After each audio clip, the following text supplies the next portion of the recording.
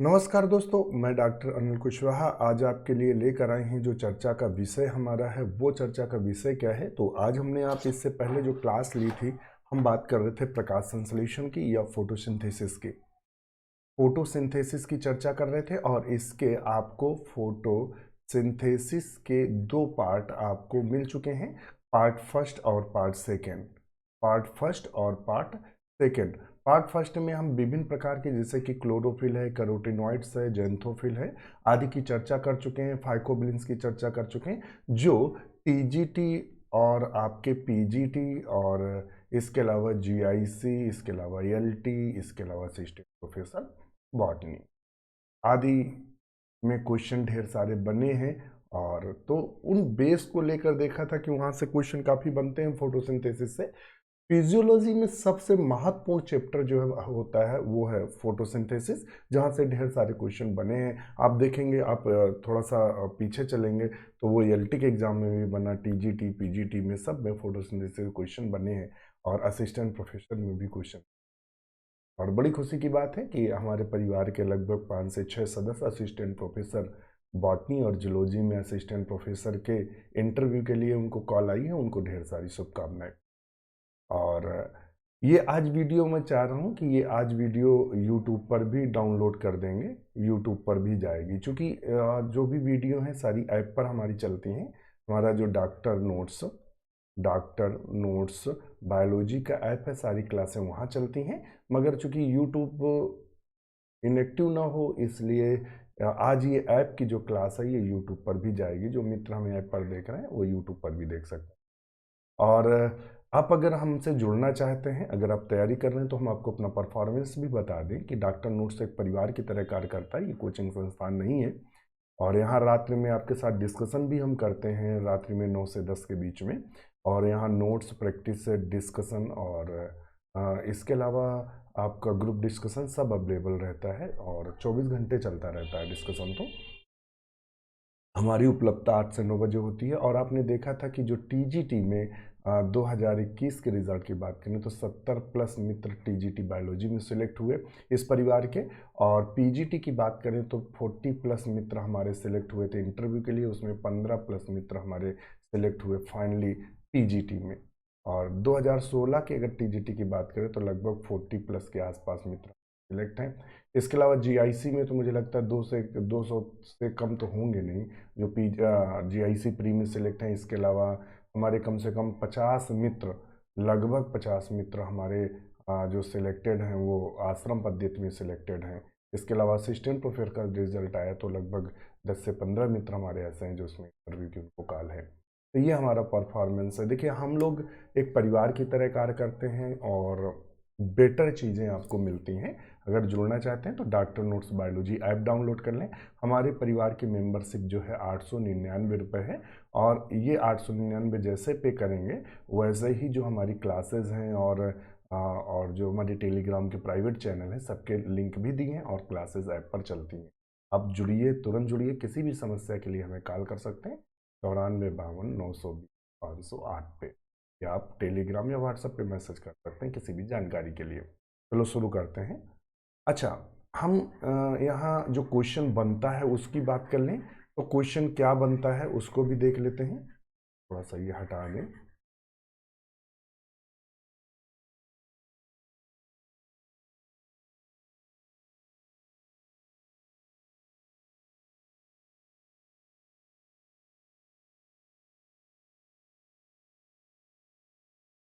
देखते हैं ये पेन ले लें।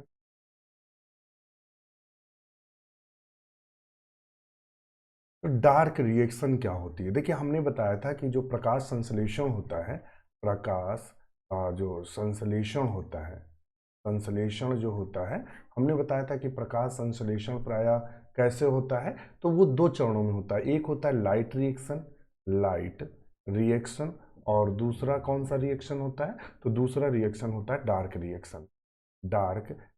हम आज के बाद भूलेंगे नहीं। और हाँ, हम वही चीज़ें पढ़ाएंगे जो एग्जाम की दृष्टि से महत्वपूर्ण हो। कोई भी फालतू चीज़ आपको नहीं देंगे, क्योंकि विद्वान बनाने का कोई भी इरादा नहीं, सिर्फ टीजीटी पीजीटी और आपके एग्जाम निकले, नौकरी पाए, फिर आप पढ़ पढ़ के विद्वान बने।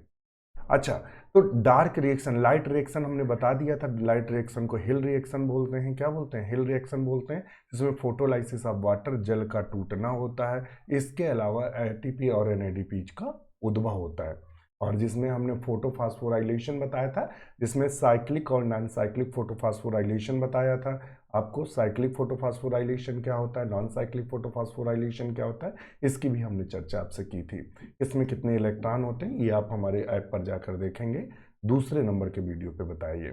तो डार्क रिएक्शन का दूसरा नाम क्या होता है? तो यहाँ से क्वेश्चन बनता है, डार्क रिएक्शन को बोलते हैं ब्लैक मैन रिएक्शन के भी नाम से जानते हैं। इसके अलावा इसी डार्क रिएक्शन को कैल्विन साइकिल के नाम से जानते हैं, इसे C3 साइकिल के भी नाम से जानते हैं। इसके अलावा रिडक्टिव पेंटोज फास्फेट आदि के नाम से जाना जाता है, रिडक्टिव पेंटोज फास्फेट के भी नाम से जाना जाता है, इतने नाम से जाना जाता है।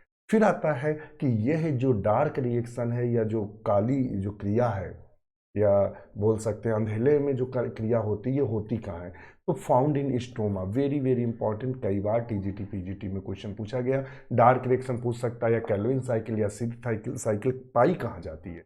तो ये जो क्लोरोप्लास्ट होता है, क्या होता है? क्लोरोप्लास्ट। तो थोड़ा सा वो स्टार्ट कर लें बोर्ड, तो आपको बेहतर चीज़ें मिलेंगी,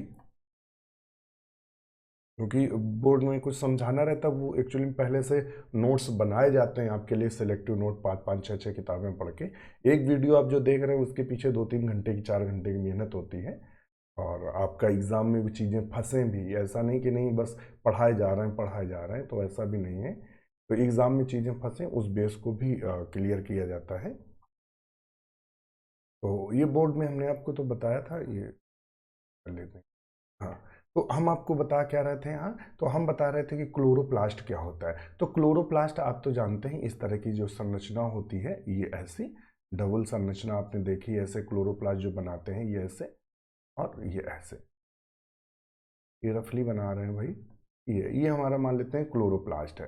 तो क्लोरोप्लास्ट में दो संरचनाएं आपको नजर आती हैं, ये इस क्लोरोप्लास्ट में कौन कौन सी संरचना नजर आती है? तो ये तो पहले तो आती है हमारी मेम्ब्रेन आती हैं, मेम्ब्रेन, आउटर और इनर मेम्ब्रेन यानी झिल्लियां, और इसके बाद इसके अंदर जो लिक्विड भरा रहता है, इसे स्ट्रोमा बोलते हैं। क्या बोलते हैं? स्ट्रोमा, अथवा मैट्रिक्स के नाम से जानते हैं, मैट्रिक्स या स्ट्रोमा। और ये क्या होती है? ग्रैना। क्या होती है? ग्रैना या ग्रैनम के नाम से जानते हैं। तो इनमें ग्रैनम में कौन सी क्रिया होती है? तो इसमें होती है लाइट रिएक्शन, ध्यान रखना, कौन सी क्रिया होती है? लाइट रिएक्शन होती है। इधर देखो, वो हमारे पीठ के पीछे चल रहा है, लाइट रिएक्शन, जो अभी पढ़ा चुके हैं, जो क्वेश्चन पूछते हैं कहाँ लाइट रिएक्शन होती है, ग्रैनम या थैलाकोइड, इस तरह से बोलेगा। तो ये यहाँ देखने को मिलती है लाइट। और डार्क रिएक्शन कहाँ देखने को मिलती है? डार्क रिएक्शन हमारा स्ट्रोमा अथवा मैट्रिक्स में देखने को मिलती है। और ये संरचना किसकी है? तो ये संरचना है क्लोरोप्लास्ट की, क्लोरोप्लास्ट की है, ये है क्लोरोप्लास्ट की। तो क्लोरोप्लास्ट के आपने देखा कि जो इसमें लिक्विड भरा हुआ है, तरल पदार्थ भरा, उसी में क्रिया चलती है डार्क रिएक्शन की। तो अब चलते हैं अपने बिंदु पर, तो वही कह रहा है स्ट्रोमा में पाई जाती है। दूसरा, अब्सेंस इन लाइट, क्योंकि इस क्रिया में प्रकाश की आवश्यकता नहीं होती है, प्रकाश की आवश्यकता नहीं होती है, प्रकाश की आवश्यकता नहीं होती है, ऐसे कर नहीं पाई जाती। प्योरली इंजाइमेटिक क्रिया है, ध्यान रखना, प्योरली का मतलब क्या? वो पूर्ण रूप से ये इंजाइम पर काम करता है। आपने उसको देखा था फिजियोकेमिकल थे, जो लाइट रिएक्शन में बताया था फिजियोकेमिकल थी, मगर इसमें जितनी भी क्रिया होती हैं वो इंजाइम पे निर्धारित होती हैं, इंजाइमेटिक होती हैं, यानी इंजाइम पर कार्य करती हैं।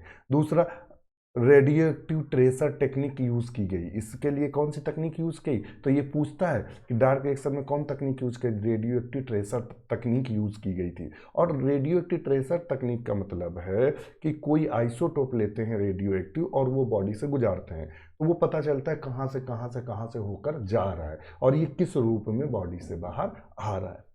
अच्छा, एक ये वाला भी पॉइंट, ये जितने स्टार लगे हैं मान लेते हैं ये हर एग्जाम में क्वेश्चन का रूप लेते हैं डार्क रिएक्शन से, इसलिए इनमें हर एक में स्टार लगाया गया। पूछता है कौन सा आइसोटोप यूज किया गया था? तो कार्बन का 14 आइसोटोप यूज किया गया था डार्क रिएक्शन में। कई बार क्वेश्चन बना, इसको आप बिल्कुल अवॉइड मत करिएगा।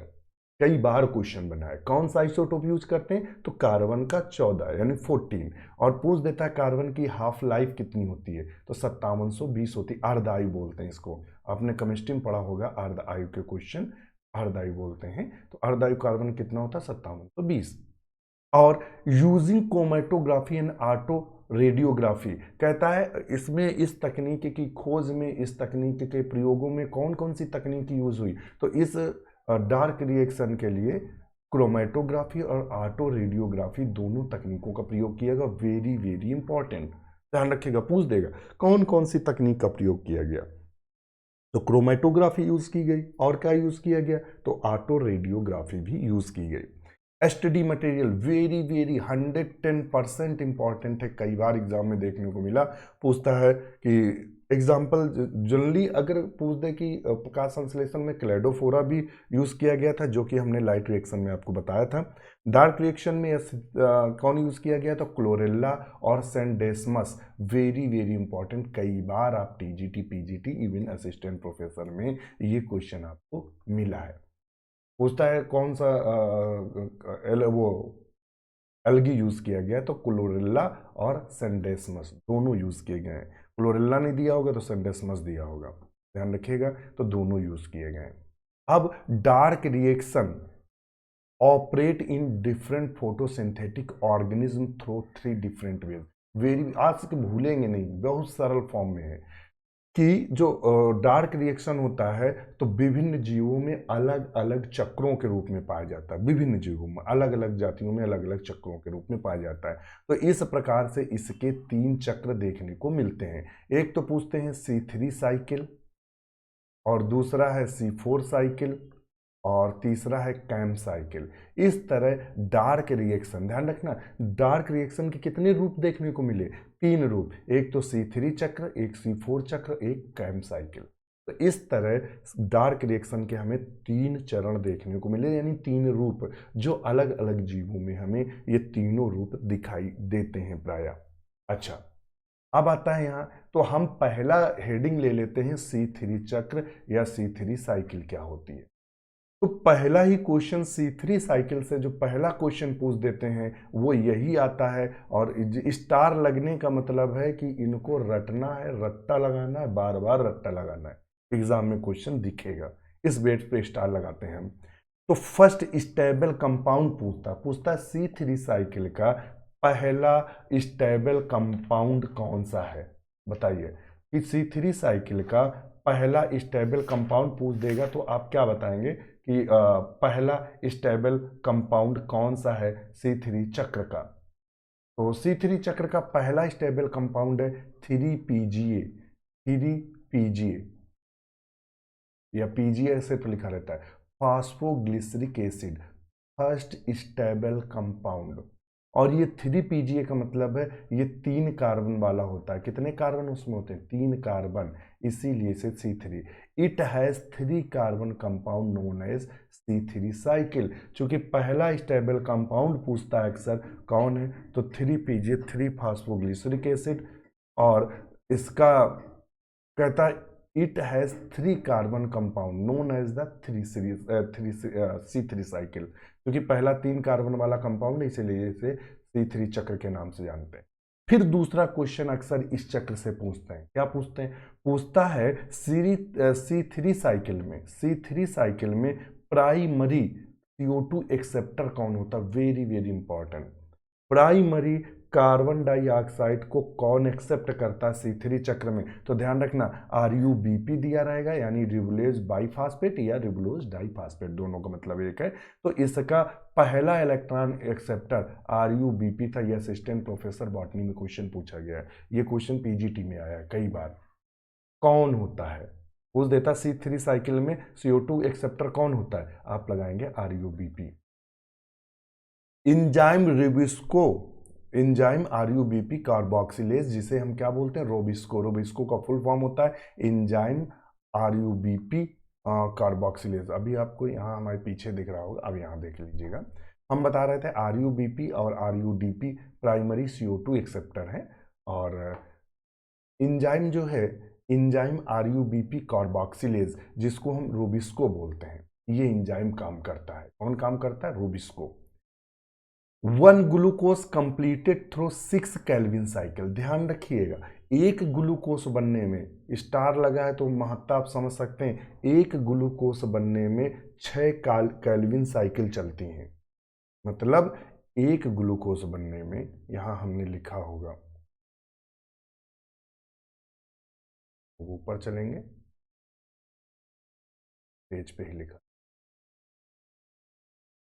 ये, टू मेक 1 मॉलिक्यूल ग्लूकोज, एक मॉलिक्यूल ग्लूकोज, ग्लूकोज का फार्मूला का C6H12O6, इतना बनने में कितनी बार केल्विन साइकिल होती है? तो 6 बार केल्विन साइकिल चलती है। केल्विन जो साइकिल होती है वो कितने राउंड चलती है? 6 बार चलती है।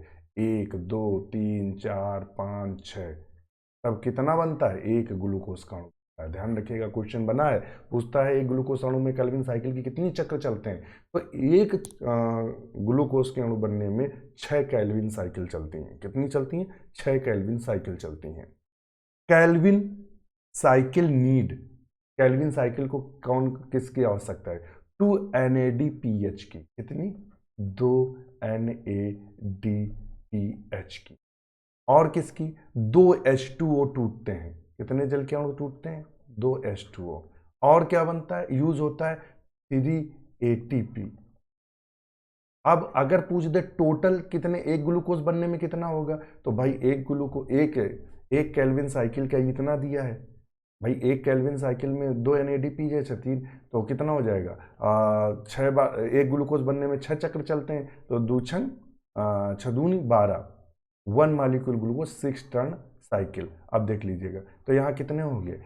12 टर्न्स केल्विन साइकिल चलने में 12 NADPH, 12 H2O के अणु टूटेंगे, और 18 ATP, यानी एक में 3 ATP, तो इनमें कितने होंगे? 18 ATP यूज होते हैं। अब चलते हैं अपने टॉपिक पे, तो समझ रहे होंगे। तो बस यहाँ से ये पूछ देता है केल्विन ग्लूकोज के अणु, एक अणु बनने में कितने यूज होते हैं NADPH, ये पूछता है कितने NADPH यूज होते हैं, ये लिखा है। 6 केल्विन साइकिल होती हैं जिसमें 18 ATP यूज होती हैं, 12 NADPH। इसको रट लीजिएगा, कई बार एग्जाम में आपसे इस तरह के पॉइंट उठाता है। पूछता है एक ग्लूकोज, नहीं, अगर पूछ दे एक केल्विन साइकिल में कितने वो बनते NADPH, तो एक केल्विन साइकिल में चलते बनते हैं 2 यूज होते हैं। कितने यूज होते हैं? NADPH कितने यूज होते हैं? 2। और कितने ATP यूज होते हैं? 3। अगर एक की बात करें, अगर एक ग्लूकोज बनना बोल दे केल्विन साइकिल में, तो फिर आप 18 और 12 को ध्यान रखिएगा, इनको बहुत ध्यान रखिएगा, बहुत कंफ्यूजन करते हैं। दूसरा, 85% of plant species are C3 plant. सबसे ज्यादा साइकिल जो पौधों में पाई जाती है, पूछता सबसे ज्यादा साइकिल कौन सी पाई जाती है, तो C3 प्लांट पाए जाते हैं, या उनमें सबसे जितनी भी जातियां हैं लगभग उनमें C3 साइकिल चलती है। कौन सी चलती है? C3 cycle. अब आता है C3 साइकिल के कुछ चरण हैं। C3 साइकिल के कुछ चरण हैं, तो उन हम चरणों की भी चर्चा कर लेते हैं, उन चरणों को हम देख भी लेते हैं कि C3 साइकिल में कौन कौन से चरण हमें दिखाई देते हैं। कौन कौन से चरण हैं भाई, सबसे बड़ी बात है, तो 3 चरण दिखाई देते हैं, 3 चरणों में पूरी होती है। पहला होता है कार्बोक्सिलेशन, दूसरा होता है रिडक्शन, और तीसरा होता है रीजनरेशन। 3 चरण हमें दिखाई देते हैं, कार्बोक्सिलेशन, रिडक्शन और रीजनरेशन। 3 चरणों में पूरा होता है। तो पहला चरण ले लेते हैं, कार्बोक्सिलेशन क्या होता है। बिल्कुल वही बिंदु हमने लिखे हैं, पूरी मतलब पूरा इतिहास भूगोल नहीं लिखा है, जो एग्जाम में फंसे। यहाँ नोट्स इनको देख के आप बनाइएगा, जितने भी हमारे मित्र ऐप से जुड़े हैं, जो भी हमारे परिवार के सदस्य हैं, सबसे रिक्वेस्ट है कि आप यही नोट्स मेन है सबसे ज्यादा। कार्बोक्सिलेशन क्या होता है? मोस्ट क्यूरिशियल स्टेप है, ध्यान रखिएगा, सबसे ज्यादा क्यूरिशियल स्टेप है, इंपॉर्टेंट स्टेप है। Rubisco work and form 2 molecule 3 PGA। Rubisco कार्य करता है और बनाता है 3 PGA मॉलिक्यूल, फॉस्फोग्लिसरिक एसिड बनाता है। Rubisco most abundant protein on earth, ये क्वेश्चन कई बार को एग्जाम में देखने को मिलता है, पूछता मोस्ट एबाउंडेंट प्रोटीन कौन सी है, पृथ्वी पर। तो आपको लगाना है रूबिस्को मोस्ट एबाउंडेंट प्रोटीन, अर्थ पृथ्वी पर सबसे ज्यादा पाए जाने वाली जो प्रोटीन है वो rubisco. Rubisco work both, rubisco enzyme जो है वो दोनों तरह का कार्य करता है, कार्बोक्सिलेज का भी काम करता है, ऑक्सीजनेज का भी काम करता है, ये चीज ध्यान रखना। CO2 कार्बन डाइऑक्साइड को भी बांधता है और ऑक्सीजन को भी बांधता है। यदि चक्र जब चल रहा है सीथे चक्र, अगर वहां कार्बन डाइऑक्साइड ज्यादा हुई तो रूबिस्को कार्बोक्सिलेज की तरह काम करता है। किसकी तरह काम करता है? कार्बोक्सिलेज, कार्बन डाइऑक्साइड को बांधता है। और कार्बन डाइऑक्साइड अगर कम हुई और ऑक्सीजन अगर ज्यादा हुआ तो ये फिर कार्बन डाइऑक्साइड को नहीं बांधेगा, ये फिर किसको बांधेगा? ऑक्सीजन को, और ये ऑक्सीजनेज की तरह कार्य करने लगेगा। ध्यान रखिएगा, दोनों को बांधता है। अगर क्वेश्चन कभी फंसाए, जनरली जो क्रिया चलती है वो ये वाली चलती है और कभी कभी ये वाली भी चल जाती है। और मैग्नीशियम एंड रेड लाइट, ध्यान रखिएगा, मैग्नीशियम और लाल रंग are necessary for the activation of rubisco. ये पूछ देता है रूबिस्को को सक्रिय कौन करता है, रूबिस्को को सक्रिय कौन करता है, एक्टिव कौन करता है? तो सक्रिय करने का कार्य है मैग्नीशियम और रेड लाइट को, लाल प्रकाश इसको एक्टिवेट करता, क्या करता है? एक्टिवेट करता। और ये क्या है? RUBP और क्या है? CO2 मिलकर बनाते हैं 3PGA। अच्छा, अब आता है रिडक्शन में क्या होता है? वहां अब क्या बन गया? 3PGA बन गया। अब आता है रिडक्शन। अब चयन में क्या होता है? तीसरा चरण अपचयन क्या होता है? जस्ट लाइक ग्लाइकोलाइटिक रिवर्सल, जो ग्लाइकोलाइसिस होता है, ध्यान रखिए, ग्लाइकोलाइसिस होता है ना, ग्लाइकोलाइसिस ग्लूकोज से, ध्यान रखिएगा, ग्लूकोज से क्या बनता है? Pyruvic acid, pyruvic pyruvic acid. एक ग्लूकोज से कितने पायरुविक एसिड बनते हैं? 2। एक ग्लूकोज से कितने पायरुविक एसिड बनते हैं? 2। तो बस ये उल्टा काम करता है, पायरुविक एसिड से ये ग्लूकोज बना लेता है। 6 molecule of CO2 and for the fixation 6 turn, ध्यान रखने, 6 कार्बन डाई के मॉलिक्यूल के अणु फिक्स होते हैं कितने चक्रों में? 6। जब 6 बार चक्र चलते हैं तो 6 बार में 6 मॉलिक्यूल CO2 फिक्स होता है 6 टर्न केल्विन साइकिल में, जो कि बता चुके हैं। Required for the remove of the 1 molecule of glucose from the pathway, तब जाकर एक ग्लूकोज का अणु मिलता है। भाई उल्टा चल रहा है ना, जब उल्टा चलेगा तो क्या मिलेगा? ग्लूकोज। कितनी बार चलेगी? 6 बार, ये हम आपको बता चुके हैं। रीजनरेशन, ये ध्यान रखिएगा, यहां से क्वेश्चन मतलब बहुत बनते हैं। रीजनरेशन का मतलब क्या हुआ? हमने शुरू में देखा RUBP या RUDP, जो भी आप समझ लें, ये क्या होता है? वहां यूज हुआ था, क्या हुआ था? यूज कहाँ? शुरुआत में। जो RUBP था, जो 3 चरण हमने बताए थे, तो पहले चरण में हमने क्या यूज किया था? इस वाली क्रिया में कार्बोक्सिलेशन में RUBP यूज किया था, तभी हमारा PGA बना था। अब जो RUBP चूंकि यूज हो चुका, तो कोशिका में RUBP खत्म हो जाएगा, तो प्रकाश संश्लेषण बंद हो जाएगा, फिर भविष्य में होगा नहीं। तो भाई जो हमने खर्च किया है वो अब पुनः बन भी तो जाए, जिससे पुनः फिर क्रिया शुरू। तो RUBP जो वहां खर्च हुआ है वो यहाँ RUBP दोबारा बनेगा। वो दोबारा कैसे बनेगा? तो वही रीजनरेशन है। RUBP यहाँ विभिन्न क्रियाओं से दोबारा बनता है। और ये जो केल्विन साइकिल, ध्यान रखना, RUBP रीजनरेट होता है, पुनः बन जाता है, बस इतना याद रखिएगा। अच्छा, हम चरण नहीं बताएंगे किन किन चरणों से बनता है, चरण बताएंगे तो फिर हो सकता है प्रॉब्लम आपको ज़्यादा बड़ा हो जाए, तो चरण नहीं बताएंगे, बहुत ज़्यादा चरण नहीं पूछते हैं, जो जो पूछते हैं वो डिस्कस कर रहे हैं। अब आता है RUBP रीजनरेट हो गया, पुनः बन गया, ये समझ लीजिए। केल्विन साइकिल में 3 चरण थे, कार्बोक्सिलेशन, रिडक्शन और रीजनरेशन, ये 3 चरण थे। यहाँ ये पूछता है कितने ATP, कितने NADPH और कितने CO2 की आवश्यकता होती। तो कार्बोक्सिलेशन में 0 ATP, कोई 0 ATP की आवश्यकता नहीं होती, और 0 NADPH, ना तो यहाँ ATP की आवश्यकता होती है ना तो NADPH की आवश्यकता। रिडक्शन में किसकी आवश्यकता होती है? 2 ATP। देखना, रिडक्शन जो क्रिया होती है वहाँ 2 ATP बनते हैं और 2 NADPH की आवश्यकता होती है।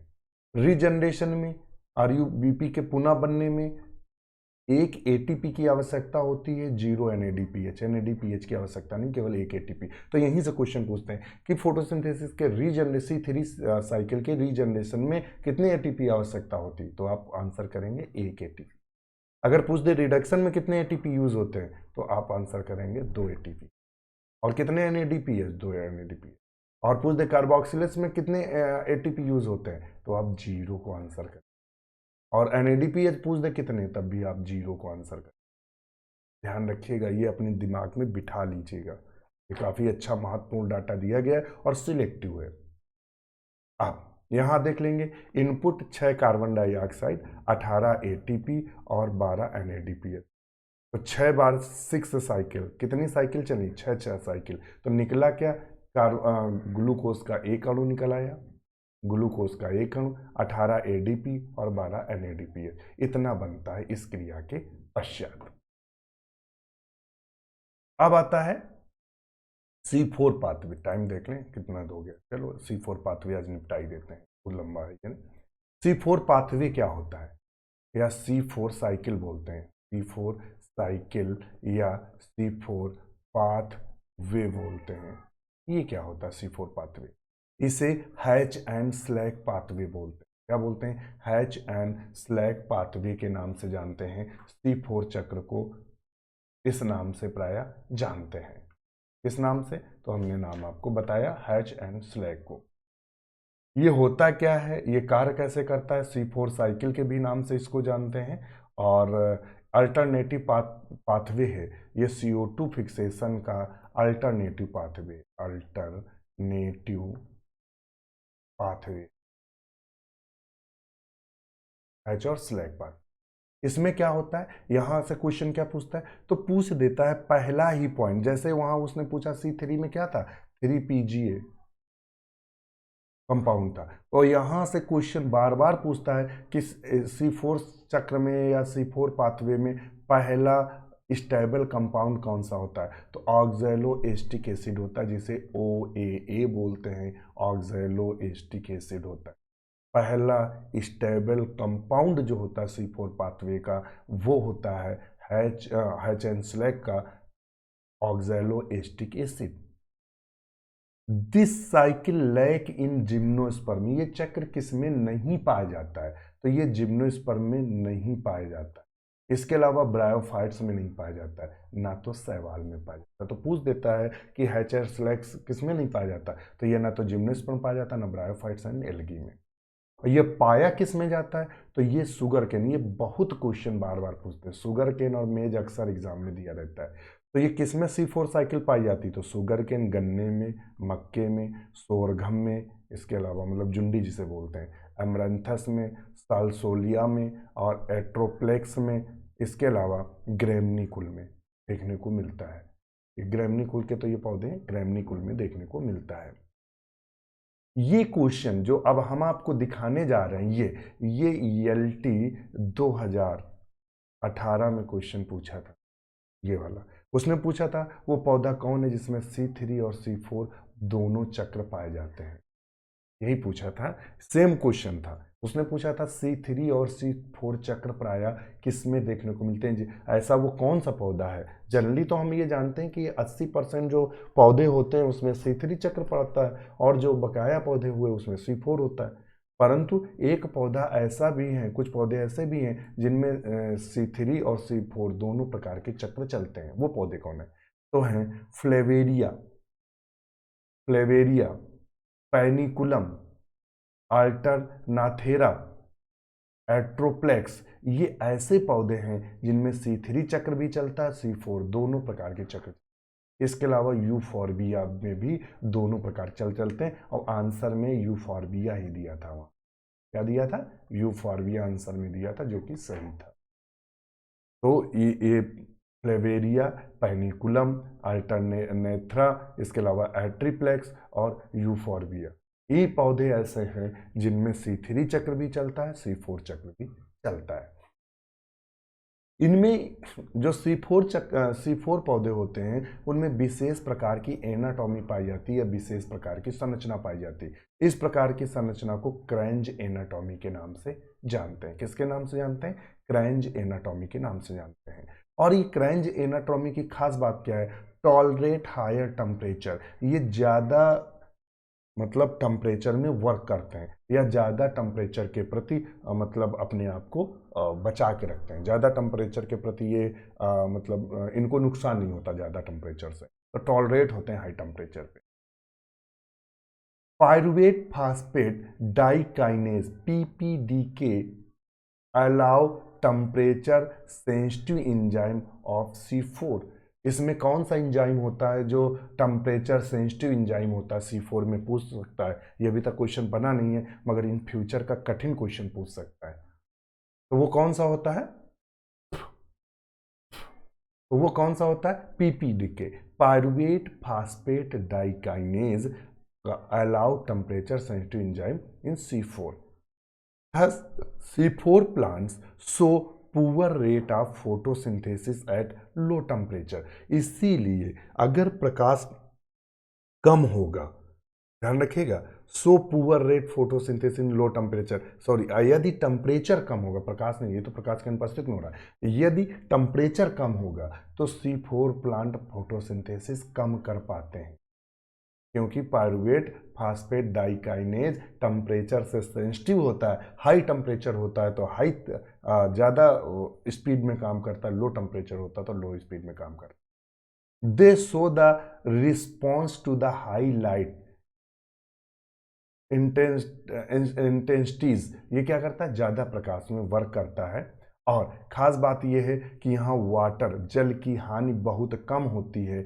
C3 की अपेक्षा ये चक्र ज़्यादा फायदेमंद है। क्या है? ज़्यादा फायदेमंद है क्योंकि इसमें जल की हानि कम होती है। C3 में जल की हानि ज़्यादा होती है, चूंकि जो उसमें स्प्लिट ऑफ वाटर भी हो रहा था, जल टूट रहा था। अब क्रैंज एनाटॉमी की बात करें। क्रैंज एनाटॉमी क्या होती है? तो क्रैंज एनाटॉमी में जो संरचना देखेंगे तो बंडल ऑफ सीथ पाए जाते हैं, दूसरा मीजोफिल क्लोरोप्लास्ट। दो प्रकार के क्लोरोप्लास्ट पाए जाते हैं, एक बंडल ऑफ सीथ में क्लोरोप्लास्ट पाए जाते हैं और एक मीजोफिल में क्लोरोप्लास्ट पाए जाते हैं। बंडल ऑफ सीथ में जो क्लोरोप्लास्ट पाए जाते हैं, किस में पाए जाते हैं? बंडल ऑफ सीथ में। वो लार्ज साइज के होते हैं, बड़े आकार के होते हैं। बंडल ऑफ सीथ में जो क्लोरोप्लास्ट पाए जाते हैं वो बड़े आकार के होते हैं और उनमें ग्रेना का अभाव होता है। अभी हमने आपको चित्र दिखाया था, कहाँ गया भाई? बोलिए। तो इनमें ये ग्रेना नहीं पाए जाते, ये ग्रेना नहीं होते, होते ही नहीं है यहाँ, केवल ये बीच में स्टोमा पाया जाता है। तो ये किसमें? बंडल ऑफ सीथ के क्लोरोप्लास्ट की ये खास बात है। क्वेश्चन पूछ सकता है बंडल ऑफ सीथ के क्लोरोप्लास्ट कैसे होते हैं? तो बड़े तो होते हैं मगर ग्रेना नहीं पाया जाता। मीजोफिल के क्लोरोप्लास्ट क्या होते हैं? ये छोटे होते हैं और कंटेन ग्रेना, इनमें ग्रेना पाया जाता है, लैक स्टार्च ग्रेन, और इनमें स्टार्च ग्रेन का पूर्ण से अभाव। अगर मीजोफिल क्लोरोप्लास्ट की बात करें तो यहाँ देखेंगे, दोनों चीज़ें देखेंगे कि C4 जो चक्र होता है, C4 पौधे होते हैं, उनके कुछ में C4 साइकिल और C3 साइकिल दोनों चलती हैं। देख लेते हैं, ये मीजोफिल क्लोरोप्लास्ट है। ये क्या है? मीजोफिल क्लोरोप्लास्ट है, ये नीचे वाला, ये वाला। इसमें CO2 जैसे ही आई कार्बन डाइऑक्साइड तो ये इसमें आई, ये कहाँ? Mesophyll cell. ये मीजोफिल सेल है, कौन सी है? मीजोफिल, मतलब मीजोफिल का क्लोरोप्लास्ट है। क्लोरोप्लास्ट, मीजोफिल क्लोरोप्लास्ट में जैसे CO2 आई तो पेप कार्बोक्सिलेज, ध्यान रखिएगा, यहाँ से क्वेश्चन बनता है, इसको रट लीजिएगा, रट्टा मारिए, रटिए। ये पूछता है कि जो मीजोफिल में CO2 का फिक्सेशन कौन करता है? तो पेप कार्बोक्सिलेज करता है। कौन करता है? PEP carboxylase. कौन करता है? पेप कार्बोक्सिलेज, या पेप दिया रहेगा, फास्फोइनॉल पायरुवेट दिया रहेगा। कार्बोक्सिलेज CO2 को फिक्स करता है। और ये किस में बदलता है? तो ऑक्जेलो एस्टिक एसिड में। चूंकि ये कितने कार्बन वाला है? 4 कार्बन वाला, इसीलिए C4 साइकिल कहते हैं। और ऑक्जेलो एस्टिक एसिड किस में कन्वर्ट होती है? मैलिक एसिड में। यहाँ आवश्यकता होती है NADPH की और ये बदल जाता है मैलिक एसिड। अब ये मैलिक एसिड कहाँ चला जाता है? तो ये मैलिक एसिड चला जाता है बंडल ऑफ सीथ में। ये क्लोरोप्लास्ट किसका है? बंडल ऑफ सीथ का, बंडल ऑफ सीथ में चला गया। ये बंडल ऑफ सीथ में मैलिक एसिड चला गया तो ये बंडल ऑफ जो सीथ है ये इसको कन्वर्ट कर देता है पायरुविक एसिड में। किसमें कन्वर्ट कर देता है?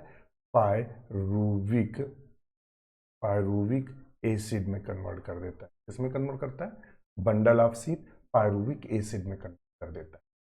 और जब मैलिक एसिड पायरुविक एसिड में कन्वर्ट होती तब कार्बन डाइऑक्साइड निकलती, और ये कार्बन डाइऑक्साइड कहाँ जाती है? तो ये यही बंडल ऑफ सीथ में ही क्या हो, एक चक्र बंडल ऑफ सीथ में केल्विन साइकिल चल जाती है। यहाँ यानी RuBp काम करता है।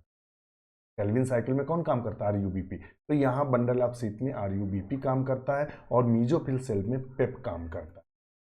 वहाँ कार्बन डाइऑक्साइड को कौन बांध रहा था? तो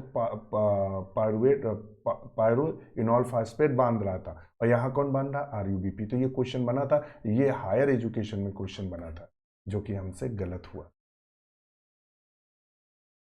मतलब क्वेश्चन अच्छा था मगर कंफ्यूजन में क्वेश्चन गलत हुआ, ध्यान रखिएगा।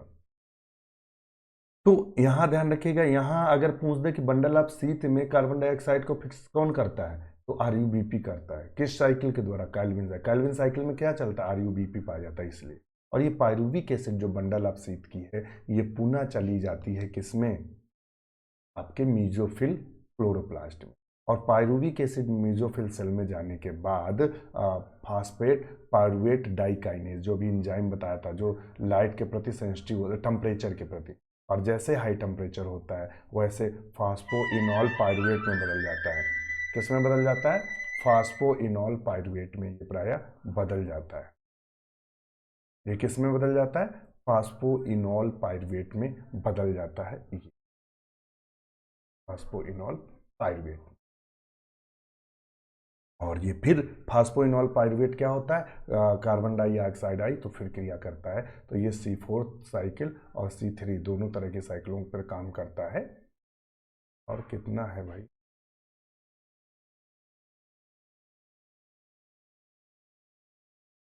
ज़्यादा लंबी क्लास हो रही। अब आता है, यहां ध्यान रखिएगा, lack of the rubisco in mesophyll cell. ये ध्यान रखिएगा, मेसोफिल सेल में, मेसोफिल के क्लोरोप्लास्ट में प्रायः रूबिस्को का अभाव होता है।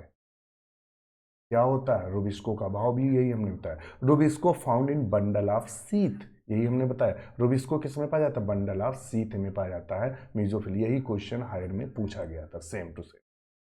CO2 एक्सेप्टर मॉलिक्यूल पूछ देता है, C4 प्लांट में CO2 का एक्सेप्टर कौन होता है? तो पेप कार्बोक्सिलेज होता है, रट लीजिएगा, ये कई बार क्वेश्चन पूछा गया है।